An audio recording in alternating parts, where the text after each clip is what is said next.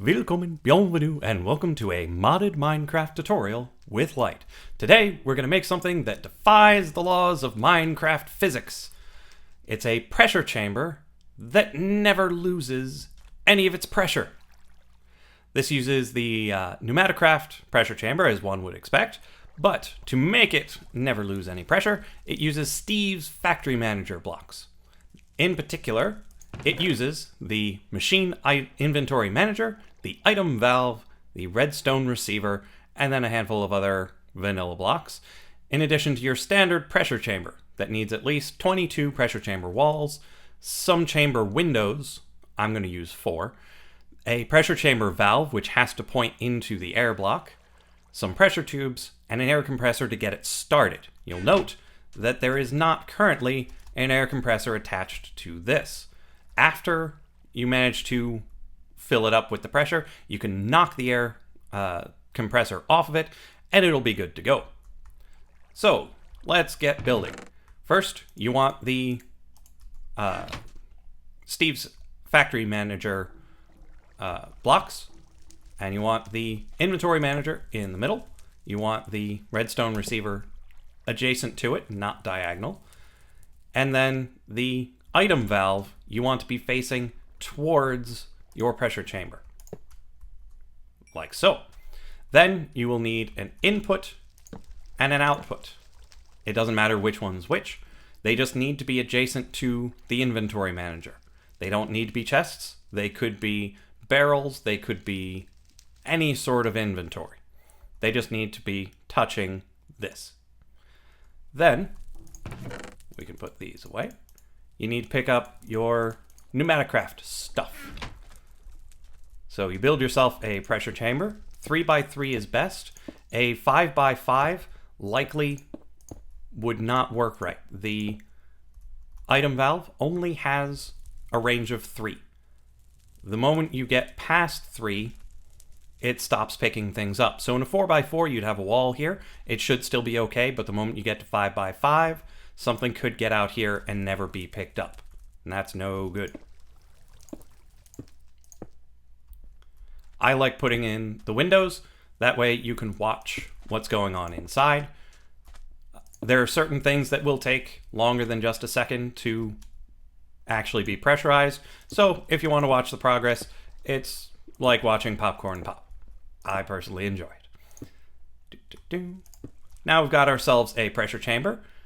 You need to put a closed loop of pressure tubes on the top. That's important if you want to get rid of the air compressor. You need to have a closed system. If any one of these are missing, the pressure will leak out. Then you just put your air compressor adjacent to any of these tubes and fill it with 7 coal. 7 coal will charge it all the way up slightly past 4 bars. If you check any of the compression recipes, they all take less than 4 bars or less. Compressing diamonds takes those 4 bars in total. Anything else doesn't need nearly that much. Now we forgot to put our lever on there. It belongs somewhere on this redstone receiver. That's going to toggle between things that have been compressed before and things that haven't. Now, if you haven't programmed anything in Steve's Factory Manager, it's a flowchart type system. It always starts with a trigger. This tells it when to do what it needs to do. By default, it is on a 1-second timer. So as time goes by, click and click and click, it does whatever you tell it to do. What you want it to do is input into your factory thing from an inventory. Which inventory? Whichever one you want. So you hit F3, figure out which one is which. 193 is on the right. So you go in the inventory, 193 for the input. You need to tell where to pull it from. This is only useful for furnaces and things that are directional. Chest, just pick one and it's good. What do you want to pull from it? Anything. You blacklist nothing, it'll pull whatever you put in that chest. And then you want to output from the system. So what do you want to do with the things from the chest? you want to send them to the item valve. That sends it into the machine. The target, again, doesn't matter.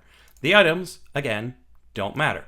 For sending things to the compressor, this program assumes that you know what you're doing. If you don't, well, maybe you shouldn't shove things into the chest. Make sure you know what you want to compress, whether it's slime plant seeds or iron. Make sure you know what you want before you throw it into the chest. Now, that's all well and good for getting things from the chest into the pressure chamber. But now you need to get things back out. It's not too much more complicated. You always start with a trigger. Again, just the simple 1-second timer should be fine. Now, the input will depend on which mode you're in. So we need a redstone condition that checks the lever, because you may or may not want to pull things back out. So this redstone receiver, you select it. It doesn't matter which side you get the redstone from. It doesn't matter the strength, just needs to be not 0. Or 0. So not 0 over here, 0 over there. Now it's going to pull from that item valve. It is both a hopper and a dropper. In this case, it's going to do some hopping. The target doesn't matter. And then the items, you tell it what you want it to pull. So for the basic mode, you want to pull things like plastic. Now, when you do plastic, you want it to be fuzzy. Then it'll pull any type of plastic. You'll also want it to be able to pull compressed iron. So you say the block as well as the ingot. And if you're really rolling in coal, you can have it pull diamonds. It takes, I believe, 8 blocks of coal to get a single diamond, but if you've got more coal than you know what to do with, you might as well. On the other side, you've got the secondary inputs, things that require something that's already compressed. So we take the item valve, take the target as per usual. In this case, we want things like the etching acid bucket. This takes green plastic. Well, this mode over here will pull the green plastic out before it makes the etching acid. That's also true of empty PCBs, which you use to make various types of machines. This is also true of the transistors and capacitors that you need to make the PCB into an assembled PCB. And you can continue this process for anything that requires a compressed ingredient. Then you want to take these two inputs and flow them back together. All this does is take two inputs and makes it a single input. And then you want to output it to that chest that you set to be the output. 194 in this case. Target still doesn't matter. And the items still should be blacklist nothing. And then you wire this back up. I like doing it from the bottom to the top, so it doesn't start running the program until it's all assembled. Now it'll start running. Now this particular machine still hasn't finished charging, but we've got an identical replica over here. And say we wanted to make some plastic. What kind of plastic do we want? Let's go for some purple plastic. You make sure that you're in the correct mode. In this case, to the right is regular, to the left is special. You can make this however you like. If you're really fancy, you can make yourself a T flip-flop and go back and forth. However you feel comfortable doing it. You open this chest, throw in the ender plant seeds.